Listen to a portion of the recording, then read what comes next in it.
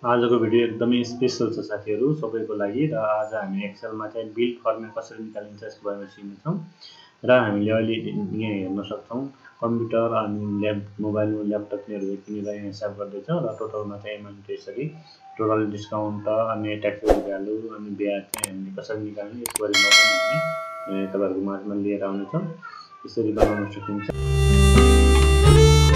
Hello साथीहरु सबैलाई स्वागत छ आजको भिडियोमा र आज हामी एक्सेलमा चाहिँ बिल कसरी बनाउन सकिन्छ यसको बारेमा हामी सिक्ने छौं।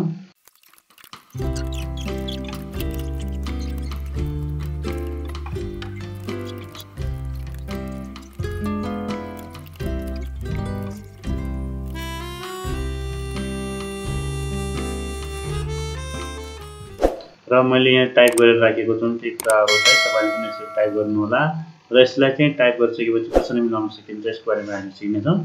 र सबैभन्दा पहिले हामी यो माथिको हेडिङलाई सिलेक्ट गर्छौं। सिलेक्ट गर्दाखेरि तल्लो 5 सम्म लेखेको छ त्यहाँसम्म चाहिँ हामीले सिलेक्ट गर्नुपर्ने हुन्छ र यति सिलेक्ट गरिसकेपछि मर्ज गरिदिनु होला। मर्ज गरेर बीचमा आएर बस्छ र जस्तै यो एड्रेसलाई पनि हामी मर्ज गरिदिन्छौं सेन्टरमा आएर बस्छ। इन्भोइसलाई पनि मर्ज गरिदिन्छौं सेन्टरमा आएर बस्छ र यो नम्बर चाहिँ हामीले सेम त्यही राख्नु पर्ने हुँदाखेरि चाहिँ मैले यिनीहरुलाई चाहिँ त्यतिकै छोडिदिएको छु र अब यसमा चाहिँ मैले एउटा व्हाइट कलर चाहिँ फिल अप गर्छु। यिनीहरु व्हाइट कलर अथवा कुनै कलर फिल गर्नु हो भने चाहिँ यस्तो देखिन्छ र यसमा चाहिँ हामीले टेबल हाल्नु पर्ने हुन्छ। यहाँसम्म चाहिँ हामी टेबल हाल्छौं। टेबल हाल्नु भनेको चाहिँ बोर्डर राख्छौं। यिनीहरु बोर्डर राख्दाखेरि तपाईको टेबल जस्तै हुन्छ र यसमा चाहिँ कुनै तपाईको लेखेको कुरा देखिएको छैन भनेपछि यसलाई ड्र्याग गरेर यसरी कोठा ठुलो बनाउन सक्नुहुन्छ अनि सानो बनाउन पनि सक्नुहुन्छ। यसमा पनि रेड देखिएको छैन यो पनि यसरी राख्न सक्नुहुन्छ र यति गरिसकेपछि अब हामी यिनीहरुलाई चाहिँ मर्ज गर्नुपर्ने हुन्छ। यहाँनिर मर्ज गरिदिने मर्ज गर्यो भने तपाईको दुईटैको एउटै कोठा हुन्छ र यसमा चाहिँ हामीले यसरी मर्ज गरिदियो भने के हुन्छ तल्लो लाइनमा आएर बस्छ है साथीहरु। यसरी मर्ज दुईटा कोठाहरु मर्ज गरिदिने र यिनीहरुलाई चाहिँ हामीले माथि लगाइदियो भने यसरी माथि आएर ठ्याक्क मिल्छ र यसलाई पनि गर्ने हो भने सेम त्यस्तै मर्ज गरिदिनु होला अनि यसलाई चाहिँ माथि टप सेन्टरमा लाग्नु होला बीचमा र यति गरिसकेपछि अब यिनीहरुलाई चाहिँ बोल्ड गरिदिनु होला गाडा हुन्छ र यहाँ तलको कोठाहरु चाहिँ सबैले मर्ज गरिदिनु होला। यसरी मर्ज गरिदिनु हो भने के हुन्छ भन्दाखेरि डाइरेक्ट तपाईले यहाँ कोठाहरु चाहिँ बनाएको जस्तो देखिन्छ। सबैले यसरी मर्ज गर्दै जानुपर्ने हुन्छ अनि ठिक्क हाम्रो टेबल डिजाइन गरे जस्तै हुन्छ र यसमा पनि दुईटा कोठालाई सिलेक्ट गरेर मर्ज गर्नु होला यहाँ तलसम्म अनि मर्ज गरिसकेपछि यसमा यसरी देखिन्छ र यसमा गएर तपाईले टपमा जान सक्नुहुन्छ र यसमा डट डट डट गर्नु होला र यसमा डट डट गरिसकेपछि अल्टरसँग इन्टर दबाउनु होला अनि तल आएर बस्छ। अल्टरसँग इन्टर दबाउनु होला है साथीहरु।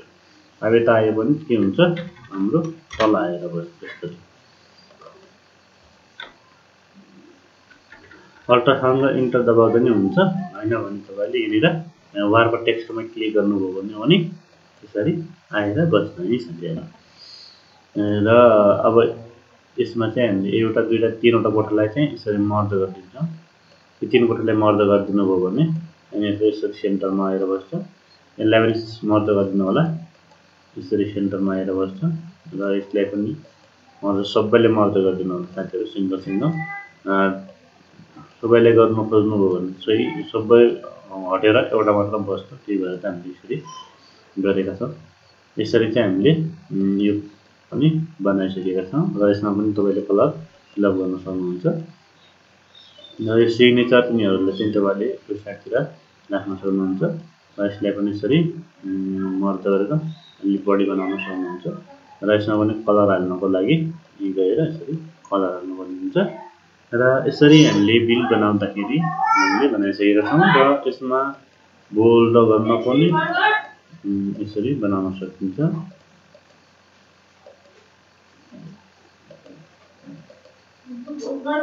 र अब यसमा चाहिँ हाम्रो भ्याट नम्बर डेट चाहिँ यसमा लेख्न सक्छौँ, डेट भनेर।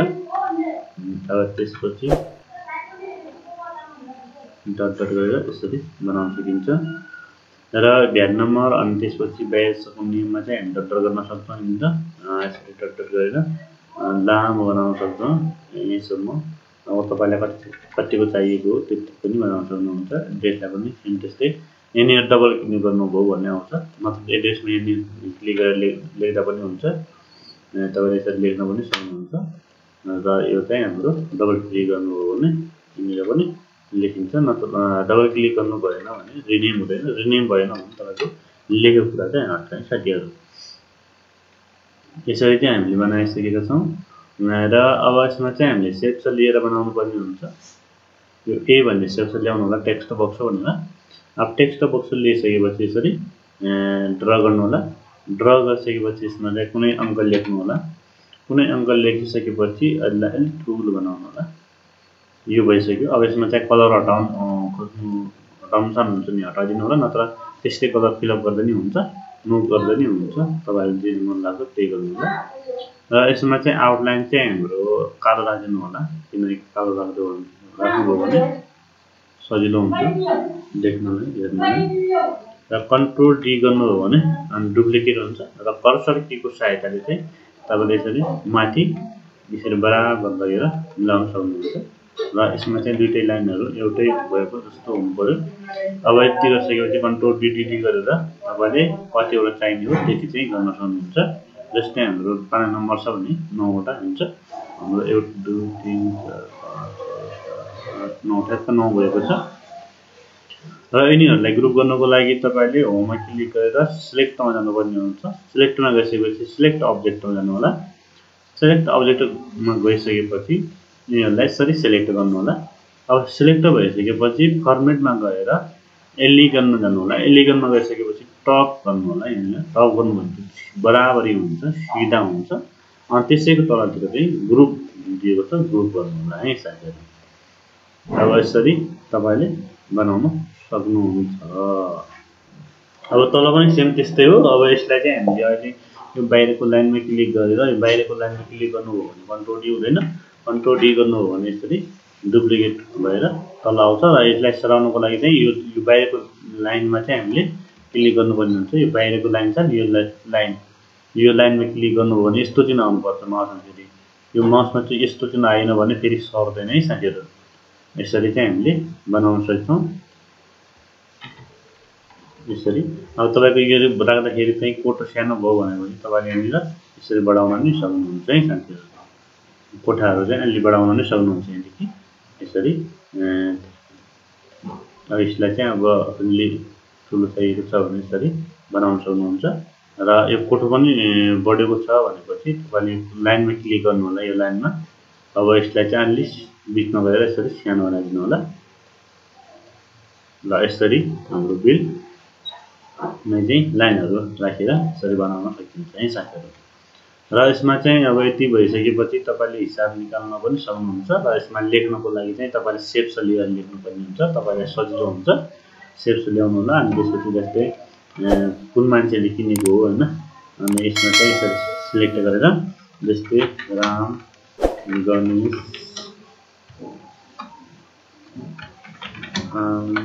जोशीले चाहिँ हाम्रो यहाँनिर बिल सामानहरू किनेर लगेको छ भने चाहिँ यसरी फिलअप गर्न सक्नुहुन्छ। नो गर्नु होला।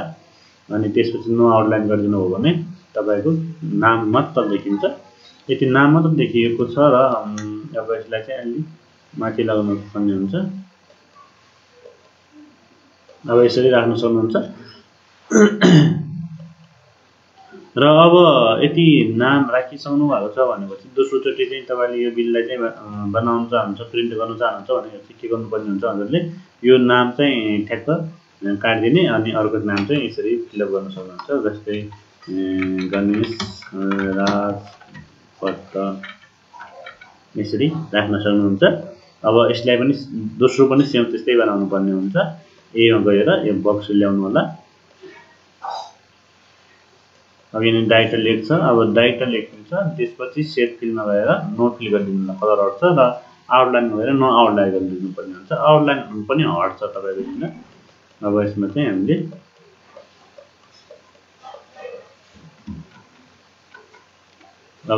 यो लाइनमा चाहिँ हामीले क्लिक गर्नुपर्ने हुन्छ, त्यही कुराहरु लेख्नु होला। अनि यो लाइनमा क्लिक गरिसकेपछि तपाईले यिनीहरु लेख्न मेट्न सक्नुहुन्छ है साथीहरु। बाहिर क्लिक गर्नु भने चाहिँ यसमा गएर नो आउटलाइन गरिदिनु होला, आउटलाइन हुन्छ र यो लेखेको कुराहरु चाहिँ एड्रेस गाउँ जस्तै हाम्रो दापुला कलङ्गा लेखिदिए अथवा जे लेख्नुहुन्छ जहाँ एड्रेस छ त्यसको त्यहाँनिर लेख्न सक्नुहुन्छ है। अब यति भइसकेपछि यसमा चाहिँ हामी हिसाब कसरी निकाल्ने यसको बारेमा पनि म थोरै जानकारी दिन्छु। अनि तपाईहरुले चाहिँ यसरी लामो जस्तो लाग्छ, तपाई भ्याट बिल चाहिँ कसरी निकालिन्छ यसको बारेमा चाहिँ हामी डिटेलली आज सिक्नेछौँ साथीहरु। हेर्नु होला, हाम्रो भिडियोलाई कस्तो लाग्छ लाइक शेयर सब्स्क्राइब पनि गर्दै गर्नु होला। र यसमा चाहिँ हामीले मर्ज गरिसकेका थिए, मर्जलाई चाहिँ हामीले अनमर्ज गरिदिन्छौँ। अनमर्ज गरौँ भने तपाईको कोठाहरु चाहिँ यसरी छुटछुटै कोठा हुन्छ। मर्ज अगाडि चाहिँ हामीले मर्ज गरेको बेला चाहिँ यसरी त तपाईले मर्ज गर्नुभएको बेला चाहिँ एउटा मात्र एन्ट्री गर्नु हुन्छ, त्यो पनि तल गएर बस्छ। अनमर्ज गर्नु भने माथिदेखि चाहिँ प्रत्येक कोठाहरु चाहिँ भित्र हुन्छ र हामीले कलर हालेको हुँदाखेरि चाहिँ लाइनहरु पनि देखिदैन। यदि हामीले कलर हटाउने हो भनेपछि तपाईको लाइनहरु यसरी देखिएको हुन्छ, यसरी देखिएको हुन्छ लाइनहरु चाहिँ। अब हामीले अहिले कलर हालेको हुँदाखेरि चाहिँ देखिएको छैन। अनि मर्ज चाहिँ नगर्नु होला, मर्ज गरे भने एउटै मात्र कोठा हुन्छ। र यसमा चाहिँ सिरियल नम्बरहरु कतिवटा सामान किन्नुहुन्छ त्यो सामानहरुको सिरियल नम्बर लेख्छौं। जस्तै हामीले कम्प्युटर लेखे, अनि ल्यापटप लेखे, अनि मोबाइल लेखेका छौं। र अब हामीले यसमा कतिवटा पिस किन्ने भन्ने हुन्छ। यसमा चाहिँ हामीले अहिले किन्ने छौं 5 पिस र यसको चाहिँ एउटा पिसको कति रेट पर्छ भनेर यहाँ दिएको हुन्छ। यसमा चाहिँ हामीले 50,000 हालिदिएको छौं। र ल्यापटपको चाहिँ अब कति पिस किन्ने भन्दाखेरि 2 पिस किनेका छौं र यसमा चाहिँ हाम्रो 60,000 को दरले किन्छौं। र यसमा चाहिँ कमा लगाउन चाहनुहुन्छ भने यिनीहरु तपाईं कमा पनि राख्न सक्नुहुन्छ, यसरी कमा पनि राख्न सक्नुहुन्छ। र यसमा चाहिँ हाम्रो दशमलव भन्दा पछाडिको डेसिमललाई हटाउन चाहनुहुन्छ भने यहाँ गएर तपाईले हटाउन पनि सक्नुहुन्छ है साथीहरु। अनि यसमा चाहिँ मोबाइल पनि हामीले एउटा किने, अनि यसमा चाहिँ हाम्रो 25,000 को चाहिँ मोबाइल किनेका छौं। र यसमा पनि कमा यसरी लगाउन सक्नुहुन्छ र यसमा चाहिँ यसरी हटाउन पनि सक्नुहुन्छ, नहटाउँदा पनि हुन्छ, केही फरक पर्दैन है साथीहरु। त्यस्तो अनिवार्य चाहिँ हुँदैन। अनि यिनीहरु चाहिँ केमा हुन्छ, युनिटमा चाहिँ केजीमा हुन्छ हैन, अथवा पिसमा हुन्छ। यसमा चाहिँ पिसमा हुन्छ। अब यसलाई चाहिँ मैले पिस लेखिदिए, पीआईसी पनि लेख्छौं, पीआईएस पनि लेख्छौं। अब चाहिँ एकदमै इम्पोर्टेन्ट कुरा आयो है साथी। एमाउन्ट चाहिँ अब कतिवटा भयो कसरी थाहा पाउने भन्दाखेरि चाहिँ फिजिकल टु गर्नु होला, अनि क्वान्टिटीमा क्लिक गर्नु होला। क्वान्टिटीमा क्लिक यो इन्टु रेट, क्वान्टिटी इन्टु गर्नु होला, रेट गर्नु होला, इन्टर गरिदिनु होला, आउँछ बराबर गर्ने क्वान्टिटी इन्टु रेट। अब यसमा पनि बराबर क्वान्टिटी रेट र क्वान्टिटी अगाडि पछाडि गर्दा नै हुन्छ है साथी। गुणा गर्दाखेरि चाहिँ त्यसको केही फरक पर्दैन। भाग अनि घटाउ जोड गर्दाखेरि चाहिँ हामीले हेर्नु होला। अब यसमा चाहिँ हामीले यसरी निकालिसकेका छौं। र अब यसमा चाहिँ हामीले सबै निकाल्नको लागि चाहिँ अटो सम गर्नुपर्ने हुन्छ। अटो सम गर्दाखेरि चाहिँ हाम्रो यहाँनिर अटोमेटिक जोडिएर आएको हुन्छ, तपाईले केही गर्नु पर्दैन। कति सजिलो छ हेर्नुस् त साथीहरु। अब यसमा चाहिँ कति पर्सेन्ट डिस्काउन्ट दिने भने चाहिँ अहिले 10% को हिसाबले गरेका छौं।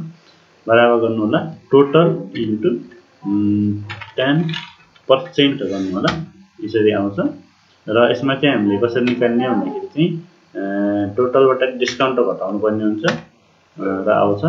बराबर गर्नुभयो भने यहाँनिर क्लिक गर्नु होला, तपाईलाई सजिलो हुन्छ। अब भ्याट चाहिँ कति लगाउने भन्ने हुन्छ। अब यसमा चाहिँ भ्याट मैले अहिले 13% लगाइदिएको छु। बराबर गरे ट्याक्सेबल भ्यालु इन्टु 13% इन्टर गर्नु होला, बराबर गर्नु होला ट्याक्सेबल भ्यालु प्लस भ्याट गर्नु हो भने तपाईको यसरी आउँछ। अब यो बिल चाहिँ हाम्रो रेडी भइसकेको छ साथीहरु। यो रेडी भइसकेको छ, बिलहरु हामी फिलअप पनि गरिसकेका छौं। र अब यसरी हेर्नु सक्नुहुन्छ, यसरी बनाउन सक्नुहुन्छ बिलहरु। र बिलहरु बनाइसकेपछि हेर्नु चाहिँ साथीहरु, अब मैले माथिको जुन आइटमहरु पैसाहरु यो छ त्यसलाई मैले डिलिट गरिदिएँ। अब डिलिट गर्दाखेरि चाहिँ तपाईले यहाँनिर केही पनि देखिन्न है साथीहरु, यहाँनिर केही पनि देखिन्न। जस्तै मैले नयाँ इन्ट्री गर्छु 15 पिस वटा किने र 40,000 को दरले किने भने कम्प्युटर इन्टर गर्नेबित्तिकै तपाईको यहाँनिर अटोमेटिकली बिल आउँछ नि। अब त्यसै गरेर यसमा चाहिँ हामीले ल्यापटप किने 20 वटा पिस किने 20,000 को दरले किने इन्टर गरिदिनु भयो भने चाहिँ अटोमेटिकली आउँछ। र तपाईको यस्तो पनि हुन सक्छ कुनै बेला ह्याक दिएर हिट पनि आउन सक्छ। अब यसमा चाहिँ हामीले के गर्नुपर्ने हुन्छ भन्दा कोठा सानो भएर चाहिँ हाम्रो यहाँ नअटेर चाहिँ यस्तो भएको हो। तपाईले यो चाहिँ हेर्नुपर्ने हुन्छ। यसरी सानो छ भने चाहिँ ह्याजर मात्र आउँछ। यसलाई चाहिँ अलि ठुलो बनाउनु होला है। एकदमै बढी समस्या भनेको त्यस्तो पनि हुन्छ। र 15-20 को दरले 20,000 को मोबाइल किने यसरी सबै अटोमेटिकली आउँछ है साथीहरु। हजुरलाई हाम्रो भिडियो कस्तो लाग्यो? आजको भिडियो हिजो साथ दिनुभयो, लाइक शेयर सब्स्क्राइब गरिदिनु होला। र यसरी हामीले एक्सेलमा जसरी बनाएका छौं यसरी अब नेपाली बिल पनि बनाउन सिक्ने छौं। त्यति दिनसम्मको लागि हाम्रो च्यानललाई सब्स्क्राइब गरिदिनु होला। Thank you.